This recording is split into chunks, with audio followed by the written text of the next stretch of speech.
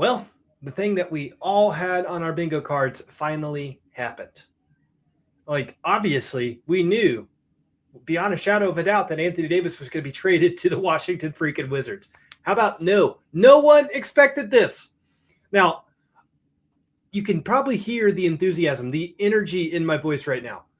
I am excited about the news, right? If you've been living under a rock today, just check out the scroll at the bottom. It doesn't have the full details, but it's got the, kind of the general idea. Anthony Davis has been banished to the Shadow Realm, and by Shadow Realm, I mean the Washington Wizards, right?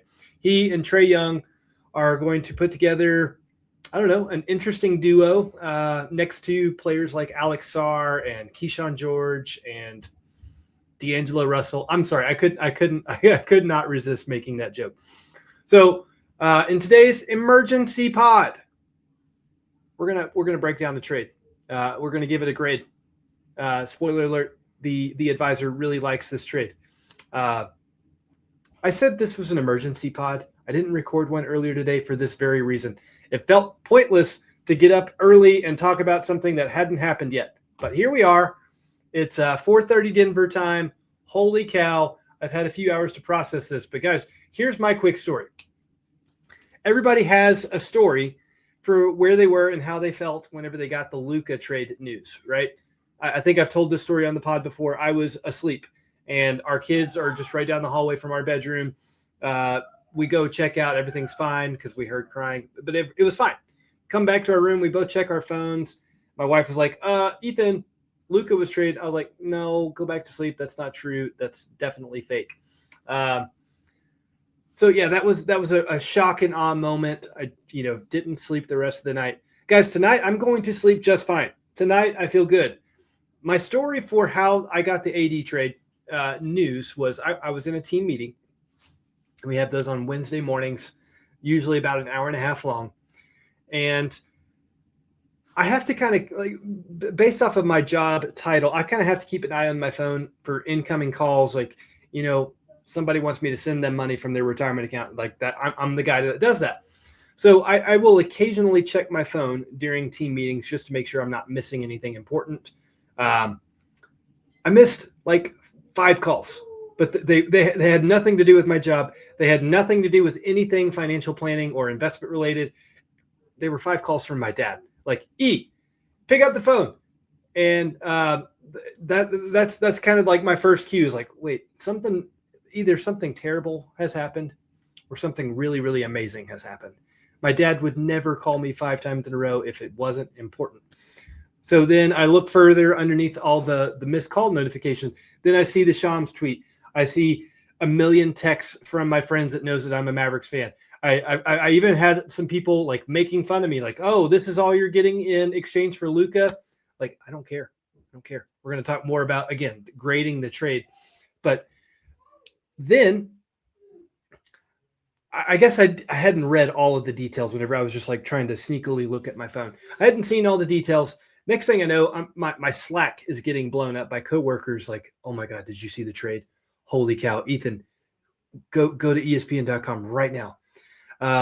It just, the notifications kept flooding in from all directions. And I was probably the last person on earth to finally find out like what the actual details were. Because again, I was in a meeting. I couldn't be like, yo, emergency. I got to go check out who was just traded.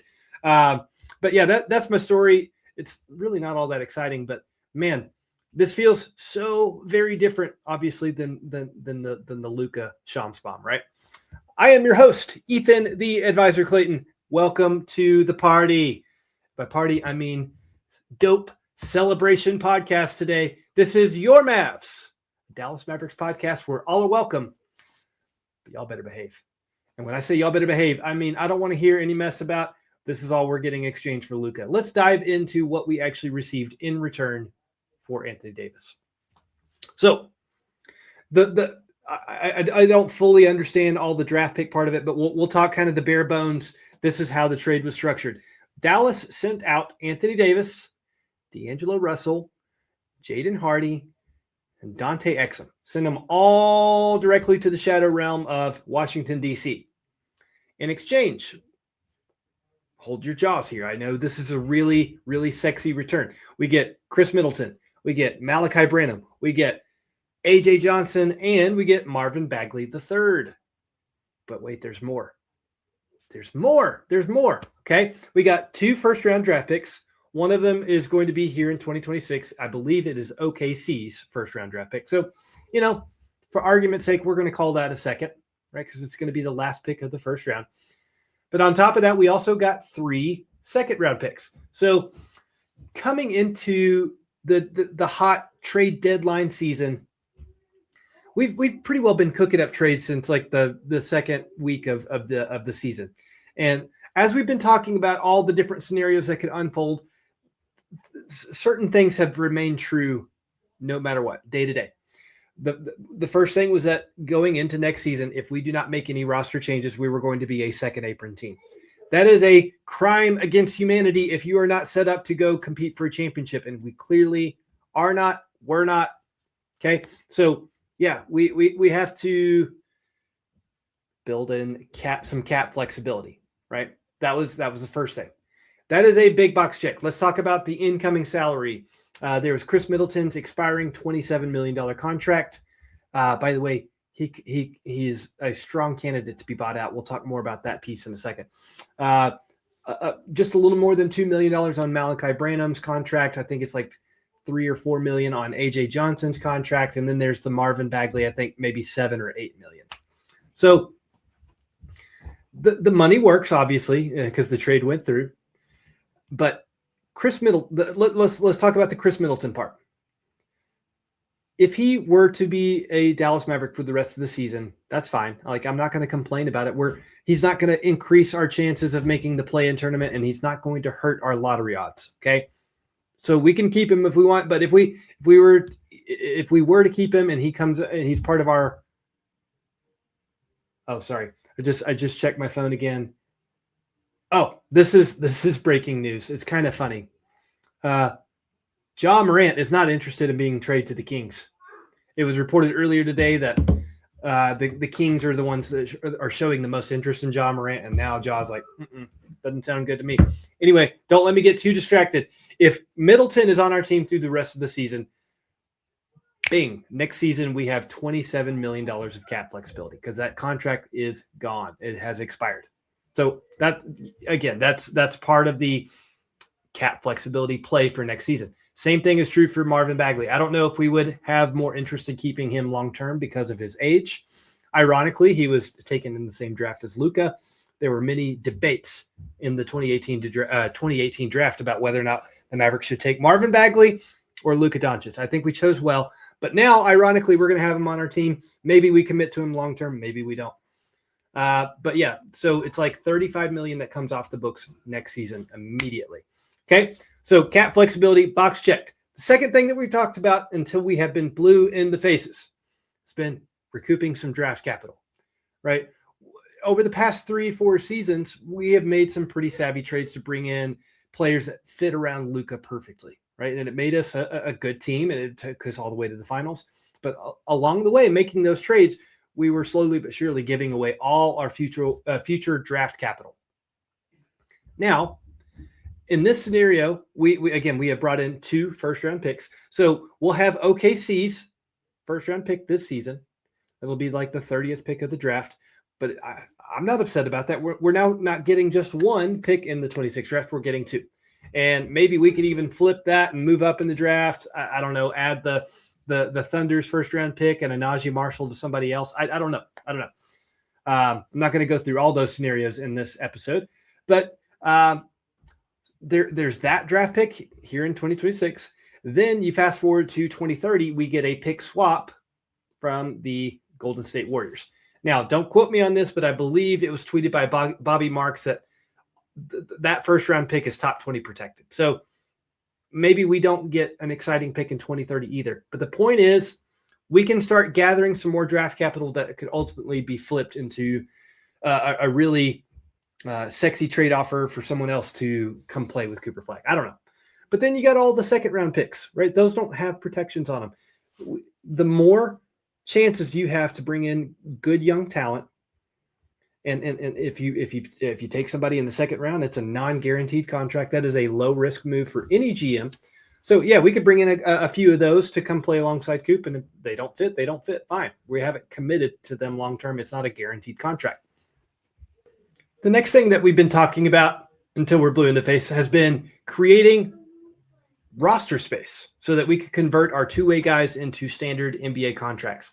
Now, just with this move, right? We traded 4 players and we received 4 players. Just with that, we have not created the roster space that it would be necessary.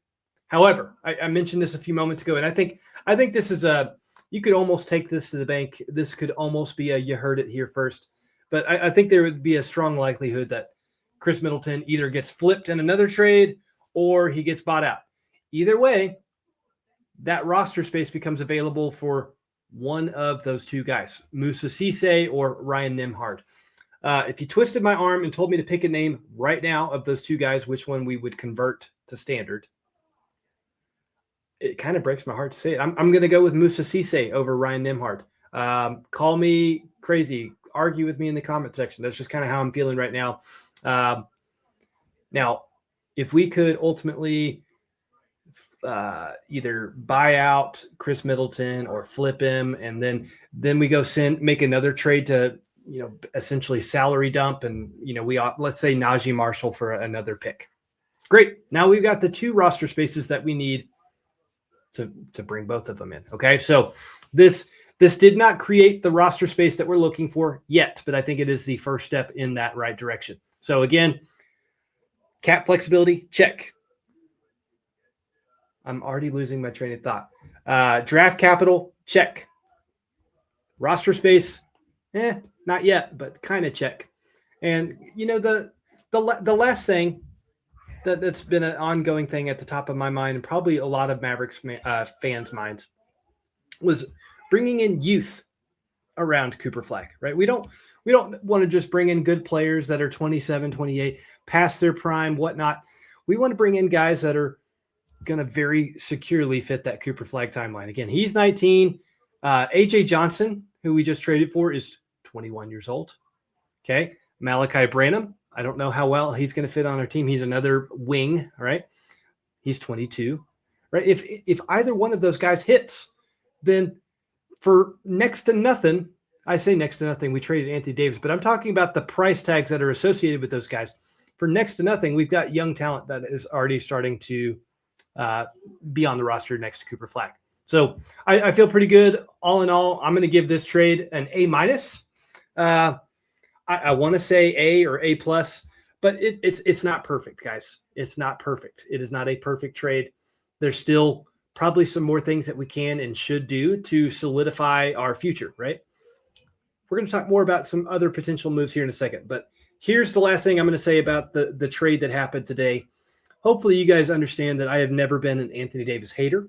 I have also never been Anthony Davis's number 1 fan. I have nothing but respect for how he behaved and how he carried himself from the moment that he was traded, right? He didn't ask for any of this. He obviously has had the worst luck on planet Earth as far as like the injury history and whatnot. But I do wish him well. Maybe the Wizards are going to be interesting to watch moving forward. But listen, I don't want to even spend a second of my time or use any energy from my brain to think about, well, we trade Luka, and all we have to show for it now is Max Christie, Malachi Branham, fill in the blanks, right? We're not talking about that on this show. We're not going to think about things that way on this show. You can, again, argue with me in the comment section, but I'm happy because I feel like when we fired Nico Harrison on November 11th, right, that was the first step in the right direction of winning the fans back, right? The best way you do that is to get rid of the guy that everybody's chanting against. The second way to do that is to trade away the guy that you blew up a championship roster for in exchange. But there are still probably a couple other things that they should do to fully win fans back, but that would involve the Adelsons and Dumonts not being in ownership for the Mavericks anymore. I don't think you can. I could be wrong. I don't think you can gaslight billionaires into selling something that is lining their pockets further. But that is besides the point. Let's not look back anymore on the return that we ultimately get in aggregate in the Luka trade. Let's look forward. Actually, don't let me tell you how to live your life. I'm just not going to do that, right? I'm moving forward. I'm not going to compare the return that we got from Luka ultimately. I'm not talking about it anymore. Okay, let's move on. There is still less than 24 hours before the deadline, and maybe the Mavericks aren't done. Like there wasn't anything concrete reported today. In fact, some of the things I was seeing from Jake Fisher are, basically the Atlanta Hawks have continued to express a high amount of interest in Daniel Gafford. But where things have stalled, and I believe that was the word that was used, is that the Mavericks are asking for a first-round draft pick in exchange, and the Hawks, it sounds like the farthest they're willing to go is a second. So, if that's the line in the sand that we're willing to draw, I understand that, right? If you're a team like the Hawks or really any of the teams that have been, talked about, like, the Warriors or the Hornets, like those are all teams that absolutely need a starting level center. So somebody's going to get desperate before 1 p.m. Eastern time tomorrow. And maybe it's the Indiana Pacers, right? They have been awfully quiet. It's been reported for a while that they're shopping the market for Benedict Mathurin. He doesn't seem to fit their long-term vision. So guys, you fire up the trade machine. Gafford for Mathurin makes perfect sense financially. It makes sense for, again, the things we were talking about a few moments ago, bringing youth to come play alongside Cooper Flagg, bring in another bucket getter. We need bucket getters on this team, obviously. So I think of all the things that can happen between now and 1 p.m. Eastern tomorrow, probably Daniel Gafford would be the most likely. But it sounds like the whole conversation with Atlanta has kind of hit a stall. It feels to me like the conversations with Toronto have probably stalled. I am not at all now that we've made some wise moves for our future to free up some cap flexibility. I'm not at all interested in having that conversation around bringing in a terrible contract like Jakob Poeltl. Not going to happen. Now, that's not going to stop desperate teams from making offers for Daniel Gafford over these next few hours. But if I had my say, it would be for Benedict Mathurin, do that deal with the Pacers. Or, as I talked about at the beginning of the episode, maybe we make one more trade that is purely a salary dump so that we get a pick and so that we free up that extra roster spot for a two-way guy. I don't know that I have much more to say about all the things that have happened today. And I just know for a fact the second that I wrap up recording this episode, we'll get some more breaking news. I don't think I have the energy to go and do another pod, but maybe we can batch a couple of exciting Mavericks updates in tomorrow morning's episode. And ultimately, if we do some really exciting things tomorrow, right before the deadline at the literal buzzer, you better believe I'll do another recap of, kind of the trades that happened of the day. But by the way, I was really wrong about how things were going to unfold against the Celtics. I guess, what was I wrong about? Oh, I undershot the score.